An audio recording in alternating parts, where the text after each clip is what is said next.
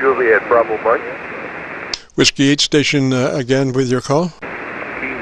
Whiskey 8 Juliet, Bravo Mike. Say again, Whiskey 8 Juliet, Bravo Mike. Name is Jim.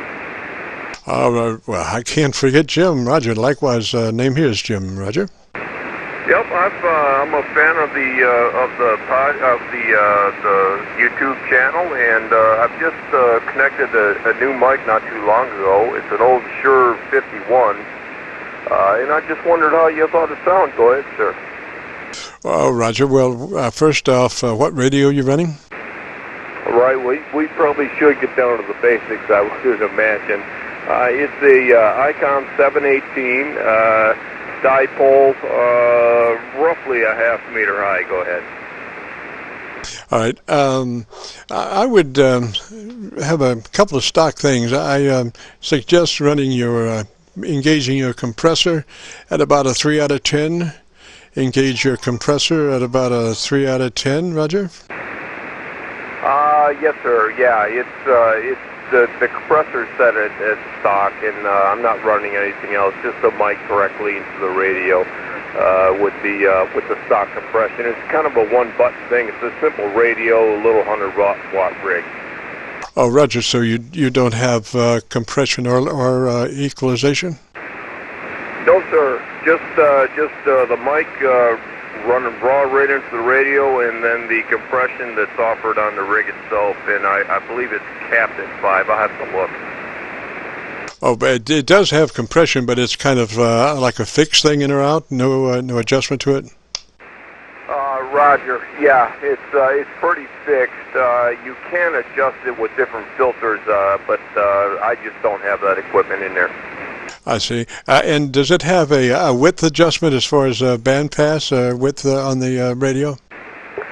Again, it does, but that's with different filters. Right now I'm capped at 2.4. Roger that. And yeah, if you usually if you can get up to 2.9 or something, you get a little bit better shot at getting some some top end audio capabilities, and then with a 2.4 you really have to try to push your top end, if you have equalization. Did you say you did have EQ or no? No, sir, Jim. I don't have it, and I realize I'm kind of working with a small range. That's kind of why I like the mic, because it leaned a little bit on the higher side for the smaller radio, and it gives a little bit of the high end out there. Oh, Roger, I understand, and it does work well, that radio. Of all the possibilities that what that mic could do with the radio, where you have limited adjustments, that mic is pretty much ideal for that radio. And your dynamic range is probably about 4 dB, so it's not that far off. It could be a little fatter.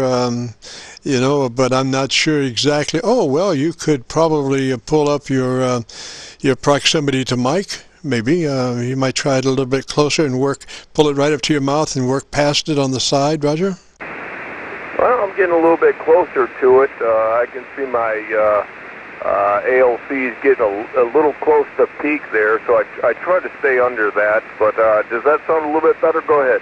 Yes, sir. You're shaking the cobwebs on it now. Well, you want to, look at that ALC, and there's that little pocket, that magic pocket between half and 2/3. If you just hang right there at that 2/3, that's ideal, Roger.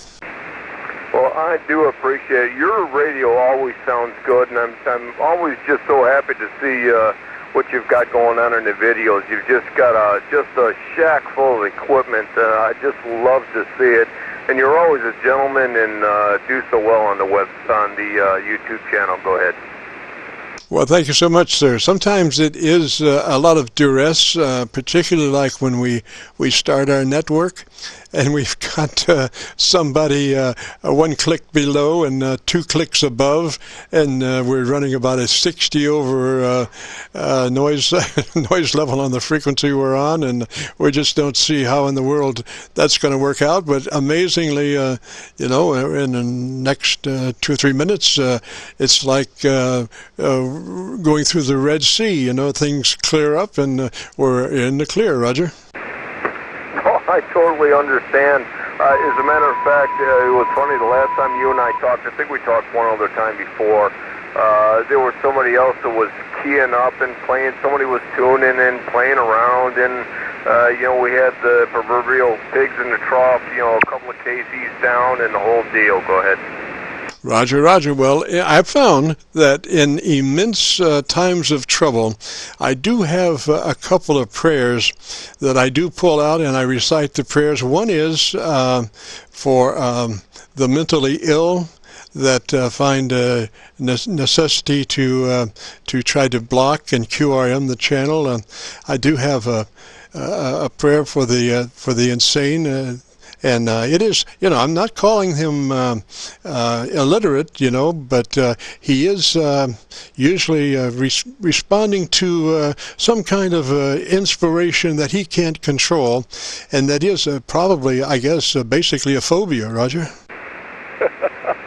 Well, Jim, let me join you in there with an amen, brother. Go ahead.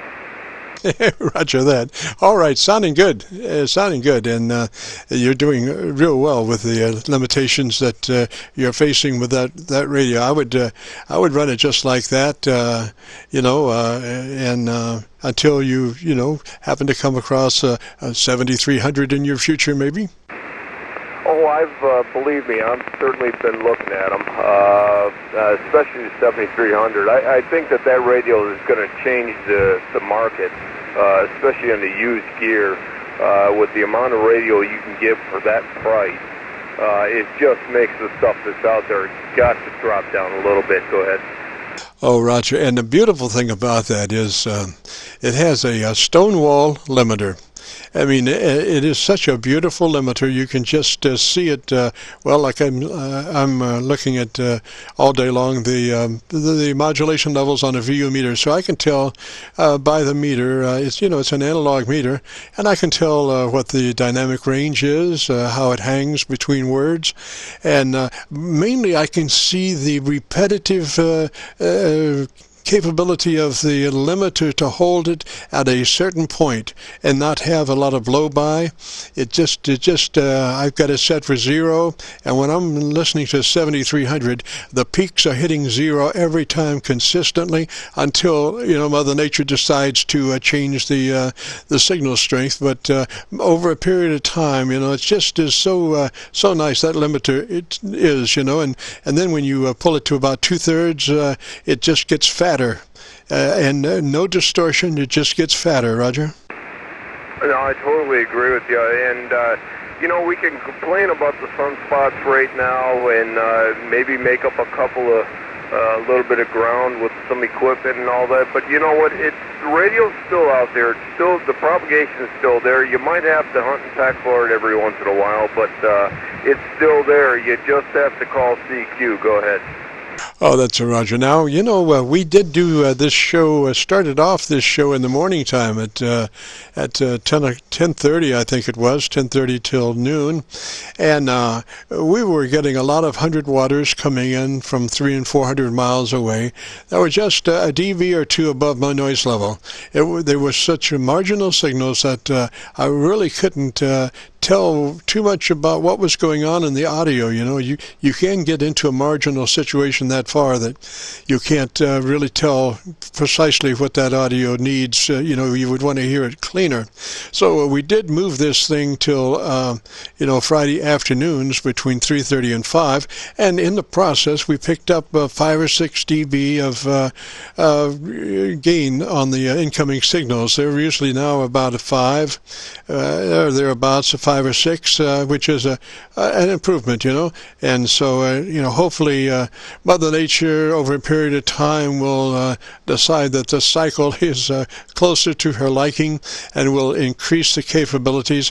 I can foresee where a 100-watt station coming in 300 or 400 miles away would be coming in at a 9 or a 10 over. If it all depends on conditions, Roger. Well, I absolutely agree with you. As a matter of fact, it's happened to me before, where I'm doing just fine with the 100 watt. I mean, I've had Qsos with guys on the South Pole before with this little 100-watt rig. So, you know, you get your antenna right, your feed line right, your modulation right, and the rest of it's just going to have to bounce up and down and get over there through Mother Nature. And absolutely, I think that's half the battle right there are the conditions there. Comment station, go ahead.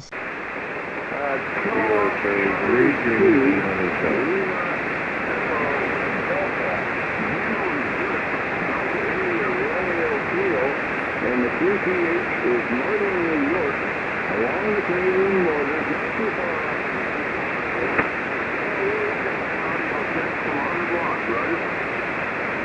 Roger, sir. Now, unfortunately, I am copying you about 2 dB above my noise level. Let me drop down to 100 watts and get you some idea.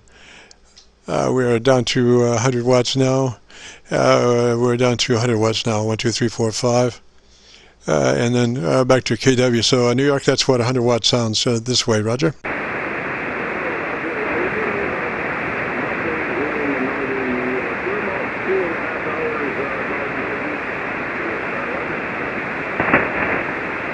Roger, Roger. Well, maybe conditions will get a little bit better.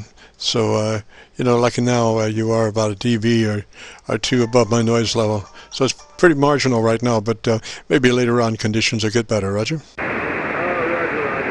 Thanks for bringing me in. We'll say 72. Kilowatt time 2, Lima Echo. And 4 KWP. Hey, Jim, we'll give you a 73. You got a bunch of guys wanting to get in there. I don't want to take the band up. I'm just, again, I'm real happy to get the signal report from you, and we'll make sure that we tune into the YouTube channel. 73, and God bless.